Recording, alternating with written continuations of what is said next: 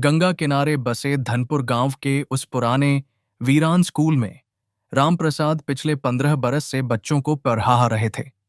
वे एक साधारण से दिखने वाले इंसान थे। मझोला कद, झुके हुए कंधे और आंखों में तैरती एक अनजानी सी उदासी। पर उनकी एक आदत उन्हें सबसे जुदा करती थी, बच्चों को डराने का हुनर। हर शाम जब स्कूल की आखिरी घंटी बजती और बच्चे अपने बस्ते समेटते, तो रामप्रसाद अपनी पुरानी लकड़ी की कुर्सी पर तनकर बैठ जाते और बुलाकी के किस्से छेड़ देते। बुलाकी, वो रूह जो रात के अंधेरे में भटकती, नन्हे बच्चों को ढूंढती और फिर हमेशा के लिए अपने साथ ले जाती। डर के मारे बच्चे एक दूसरे का हाथ तो थाम लेते, पर किस्सा सुनने की बेचैनी, उनके खौफ पर भारी रामप्रसाद की भारी आवाज सूनी कक्षाओं में गूंजती। बुलाकी, दिखने में तो तुम जैसा ही एक मासूम बच्चा है, पर उसकी आंखें दहकते अंगारों सी लाल हैं। खेलना ही तो उसका शौक है, पर जो उसके साथ खेल ले वो फिर कभी घर लौटकर नहीं आता। एक नन्ही सुमित्रा डर से कांपते हुए पूछती, मास्टर जी, क्या बुलाकी सच में है? तो रामप्रसाद एक भेद भरी हंसी के साथ कहते, है तो ये महज एक कहानी, लेकिन फिर भी रात बिरात अकेले मत निकलना। वे इस बात से अनजान थे कि उनकी हर कहानी, हर एक लफ्ज को एक अनदिखा वजूद भी सुन रहा था। स्कूल के पुराने बरगद की घनी छांव तले, दीवारों की दरारों में, खिड़कियों के पार, बुलाकी हमेशा से वहीं था। वो सब्र से इंतजार कर रहा था, क्योंकि वो जानता था कि डर की उठती हर लहर, बच्चों की हर सिसकी और रामप्रसाद का कहा हर लफ्ज उसे और ताकतवर बना रहा था। वो अब कहानियों से निकलकर हकीकत बन रहा था। 5 साल, इतना वक्त लगा बुलाकी को कहानियों से निकलकर जिस्म पाने में। 5 साल के किस्से, 5 साल का खौफ और 5 साल का यकीन। और अब वो तैयार था। अब रामप्रसाद के किस्से और भी गहरे और भयावह होते जा रहे थे। वे सुनाते कि कैसे बुलाकी पहले दोस्ती का स्वांग रचता और फिर अपने खेल में उलझा लेता। इन कहानियों ने गांव के बच्चों में ऐसा खौफ भर दिया था कि उन्होंने रात को घर से बाहर कदम रखना ही छोड़। लेकिन फिर दशहरे की उस रात सब कुछ बदल गया। रामप्रसाद स्कूल में अकेले बैठे अगले दिन की तैयारी में जुटे थे। बाहर तेज हवा के झोंकों से स्कूल की पुरानी दीवारें तक चरमरा रही थीं। तभी अचानक उन्हें एक बच्चे की शहद जैसी मीठी आवाज सुनाई दी। मास्टर जी, खेलोगे? आवाज में एक अनजानी, सर्द सी मासूमियत थी। रामप्रसाद ने पुकारा, कौन है वहां? पर जब वे आवाज की तरफ बढ़े तो वहां कोई नहीं था। बस फर्श पर नन्हे नन्हे पैरों के निशान छपे थे, मानो कोई 6-7 साल का बच्चा नंगे पांव गुजरा हो। अगली रात वही आवाज फिर सुनाई दी, इस बार पहले से कहीं ज्यादा साफ। मास्टर जी, आप बुलाकी का किस्सा तो खूब सुनाते हैं, पर क्या आप जानते हैं असली बुलाकी कैसा दिखता है? यह सुनते ही रामप्रसाद का खून रगों में जम गया। लालटेन थामे उनका हाथ बुरी तरह कांप रहा था। उनकी दबी हुई चीख निकली, कौन हो तुम? सामने आओ। आवाज आई, मैं तो यही हूं। और तभी लालटेन की थरथराती रोशनी में उन्होंने उसे देखा। सफेद लिबास में एक नन्हा बच्चा, बिखरे हुए बाल और आंखें, अंधेरे में दहकते 2 अंगारों सी लाल। रामप्रसाद की घिघी बांध गई और वो लड़खड़ाकर पीछे गिर पड़े। पर जब हिम्मत करके उन्होंने आंखें खोलीं तो वहां कोई नहीं था। तीसरी रात बुलाकी फिर लौटा। इस बार उसका वजूद पहले से ज्यादा वाज़ेह और हकीकी था। खौफ मत खाइए मास्टर जी, वो बोला, मैं तो बस खेलना चाहता हूं। आप ही तो कहते थे कि बुलाकी को खेलना बहुत पसंद है। रामप्रसाद ने हिम्मत बटोरकर पूछा, आखिर तुम हो कौन और यहां क्यों आते हो? बुलाकी मुस्कुराया, पर उसकी मुस्कान में अपनेपन की जगह बर्फ जैसी ठंडक थी। मैं बुलाकी हूं, वही जिसे आपने अपनी कहानियों में गढ़ा है। आपके हर लफ्ज ने मुझे सींचा है। आपके खौफ ने और उन बच्चों के डर ने मुझे ताकत बख्शी है। पूरे 5 साल मैंने इस दिन का इंतजार किया है। रामप्रसाद को यकीन हो गया कि यह कोई वहम या मजाक नहीं, बल्कि एक जानलेवा हकीकत थी। उन्होंने भागना चाहा, पर स्कूल का पुराना भारी दरवाजा टस से मस न हुआ। इसलिए बुलाकी की आवाज गूंजी, अब आप यहां से हिल भी नहीं सकते। खेल तो अब शुरू हुआ है। कैसा खेल? रामप्रसाद की आवाज में कंपी थी। लुका छिपी, बुलाकी की आवाज आई, जिसमें बच्चों जैसी खिलखिलाहट थी। उसकी हंसी में एक बच्चे की खिलखिलाहट और किसी दम तोड़ते बूढ़े की कराह का अजीब सा मेल था। मैं छिपूंगा और आप मुझे ढूंढेंगे।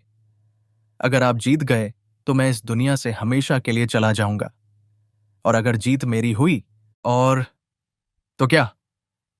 बुलाकी की आंखों में एक वहशियाना चमक कौंध गई। तो आप हमेशा के लिए मेरी दुनिया के हो जाएंगे और मैं आपकी जगह ले लूंगा। रामप्रसाद के पास अब कोई और चारा न था। मंजूर है, उन्होंने थकी हुई आवाज में कहा। बताओ, नियम क्या है? नियम सीधे हैं। बुलाकी की आवाज में शरारत थी। आपके पास सुबह की पहली किरण फूटने तक का वक्त है। अगर आपने मुझे ढूंढ कर सिर्फ छू भी लिया तो ये बाजी आपकी होगी, वरना बुलाकी अंधेरे में घुलसा गया, पर उसकी आवाज फिजा में गूंजती रही। खेल शुरू। रामप्रसाद ने पागलों की तरह स्कूल का चप्पा चप्पा छानना शुरू कर दिया। कक्षाओं में बेंचों के नीचे से सरगोशियों की आवाजें उभर रही थीं। लाइब्रेरी में किताबें ताकों से खुद ब खुद जमीन पर गिर रही थीं। हर तरफ से बस बुलाकी के हंसने की आवाज आती, पर उसका नाम ओ निशान तक न था। घंटे गुजरते गए। रामप्रसाद पसीने में लथपथ थे, पर उन्होंने हार नहीं मानी। अब तो स्कूल की दीवारें भी उन्हें अपने ऊपर आती हुई महसूस हो रही थीं। तभी उन्हें ख्याल आया, स्कूल के अहाते का वो पुराना सूखा कुआं। जैसे ही वे कुएं के पास पहुंचे, हवा यकायक थम गई। न कोई सरगोशी, न कोई कहखा। हर तरफ मौत जैसा सन्नाटा। बस कुएं की गहराइयों से एक दबी हुई आवाज उभरी। यहां तक तो आ गए मास्टर जी, पर क्या अंधेरे में उतरने की हिम्मत है?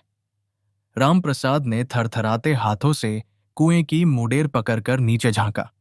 अंदर अथाह अंधेरा था कि तभी उस अंधेरे में दो लाल आंखें चमकीं, मानो गहराई से कोई उन्हें ही घूर रहा हो। आवाज ने फुसफुसाकर कहा, मैं यहीं तो हूं, आओ और मुझे छू लो। रामप्रसाद जान गए थे कि यह एक फंदा है। अगर वो इस कुएं में उतरे तो फिर कभी लौट नहीं पाएंगे। पर सूरज निकलने में अब बस 1 घंटा ही बाकी था। मैं नीचे नहीं आ सकता, उनकी आवाज में बेबसी थी। कुएं से बुलाकी का कहका गूंजा, जो पहले से ज्यादा तीखा था। तो आप हार गए मास्टर जी, आवाज गूंजी। आपने मुझे छुआ नहीं, मतलब आप हार गए। यह तो सरासर धोखा है। धोखा नहीं, यही तो नियम था। बुलाकी की आवाज में जीत की खनक थी। आपने तो खुद ही हार मान ली। तभी रामप्रसाद की नजर पूरब की ओर उठी, जहां आसमान में दिन की पहली लकीर खिंच चुकी थी। वो बाजी हार चुके थे। कुएं से एक बर्फीली हवा का बवंडर उठा और रामप्रसाद के जिस्म से सांप की तरह लिपट गया। उन्होंने महसूस किया कि कोई सर्द, अनजानी चीज उनके वजूद पर कब्जा कर रही है। बुलाकी की आवाज अब कानों से नहीं, सीधे उनके दिमाग में कौंधी। अब यह जिस्म मेरा है और तुम्हारी रूह मेरी दुनिया की कैदी। रामप्रसाद ने महसूस किया कि उनके अपने ही जिस्म पर उनका कोई बस नहीं रहा। उनकी गर्दन एक अजीब आवाज के साथ चटकी और उनकी कमर उल्टी दिशा में मुद्धने लगी। उनका जिस्म सिकुड़ने लगा। हड्डियों से चटकने की आवाजें आने लगीं और दीवार पर उनकी परछाई धीरे धीरे एक बच्चे का रूप लेने लगी। वही बच्चा जिसका खौफ वे बरसों से बच्चों के दिलों में भरते आए थे। उनकी आंखों के कोनों से खून रिसने लगा और धीरे धीरे उनकी पुतलियों का रंग दहकते कोयलों सा सुर्ख हो गया। अगली सुबह जब स्कूल खुला तो बच्चे हैरत में पड़ गए। मास्टर साहब पहले से कहीं ज्यादा जिंदादिल लग रहे थे, पर अब उनकी आंखों में एक अनजानी, सर्द सी चमक थी।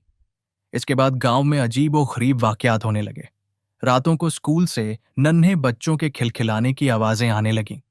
कई लोगों ने मास्टर साहब को देर रात बच्चों के घरों के बाहर चुपचाप खड़े हुए देखा था। उनकी चाल ढाल ही बदल गई थी। अब वे एक बच्चे की तरह उछलते कूदते हुए चलते। एक रात जब गांव के मुखिया की पत्नी राधा की नींद टूटी तो उसने देखा कि उसका 8 साल का बेटा मोहन अपने बिस्तर पर नहीं है। वो दरवाजे पर इस तरह खड़ा था मानो किसी की पुकार सुन रहा हो। राधा ने जब उसे झिंझोरा तो मोहन ने सूनी आंखों से उसकी तरफ देखकर कहा, मास्टर जी बुला रहे हैं खेलने के लिए। उस रात के बाद गांव से बच्चे एक एक कर गायब होने लगे। लोगों का शक तो मास्टर साहब पर ही जाता, पर उनके खिलाफ मुंह खोलने की हिम्मत किसी में न थी। आज भी जब धनपुर गांव पर रात उतरती है तो उस वीरान स्कूल से अजीब आवाजें सुनाई देती हैं। एक बच्चे की शैतानी हंसी और एक आदमी की पछतावे में डूबी सिसकियां। अगर आप कभी उस गांव जाएं और ढलती शाम में उस स्कूल के पास से गुजरें, तो हो सकता है आपको एक मंजर दिखाई दे।